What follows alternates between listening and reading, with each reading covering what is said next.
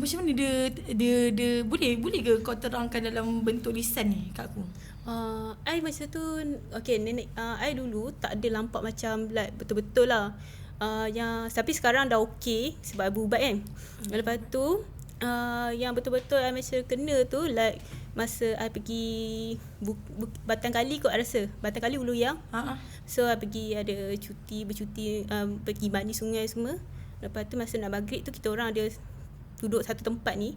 Dekat situ I nampak orang tua tu tergerak tau dalam hati macam orang tua ni buat apa kan? Keluar hutan jauhnya kan.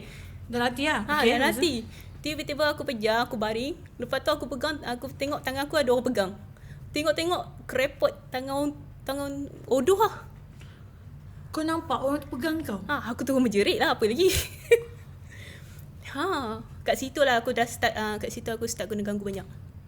So maksudnya tu adalah macam orang kata tu apa? First time yang betul-betul nampak yang betul-betul dekat.